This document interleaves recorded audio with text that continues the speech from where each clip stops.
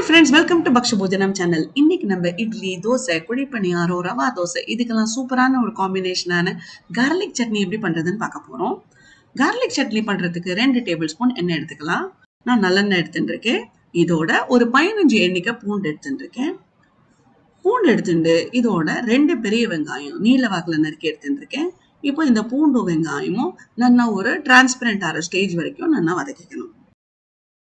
இப்போ இந்த பூண்டு வெங்காயமும் நல்லா ஒரு டிரான்ஸ்பரண்ட் ஆகிற ஸ்டேஜ் வரைக்கும் வதங்கியாச்சு. இந்த ஸ்டேஜ்ல 2 தக்காளி நறுக்கி வச்சிருக்கேன். அதை இதோட சேர்த்துட்டு இப்போ இந்த பூண்டு வெங்காயம் தக்காளி இது மூணையும் சேர்த்து வதக்கணும். இப்போ இது வதங்குற போதே இதுக்கு தேவையான உப்பையும் சேர்த்துக்கலாம். உப்பு சேர்த்துக்கிற போது நம்ம குக்கிங் ப்ராசஸ் இன்னும் கொஞ்சம் ஃபாஸ்ட் ஆகும்.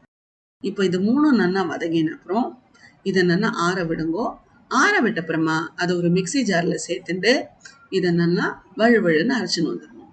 இந்த மாதிரி அரைச்சின்னு வந்ததை திருப்பி நம்ம எண்ணெயை தாளிச்சுட்டு வதக்கிக்கணும். அதுதான் இந்த சட்னியில சூப்பரான ஹைலைட்டான ஒரு டேஸ்ட்.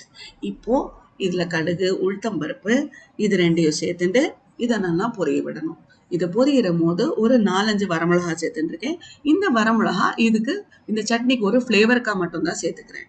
அதோட கொஞ்சம் கருவேப்பிலையும் சேர்த்துட்டு அதை நல்லா வதக்கிக்கணும். இப்போ நம்ம அரைச்சி வச்சுட்ட பூண்டு வெங்காயம் தக்காளி இதோட பேஸ்ட்டை இதோட ஆட் பண்ணிட்டு இதை திருப்பி நல்லா வதக்கிக்கணும்.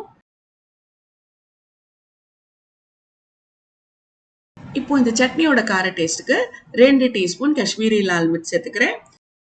இது நல்லா ஒரு மைல்டு காரமும் கொடுக்கும், அதே சமயத்துல நல்ல கலரும் கொடுக்கும். இதை சேர்த்துட்டு இதை நல்லா கலந்து விட்ட அப்புறமா நம்ம சட்னியை நல்லா கொதிக்க விடணும்.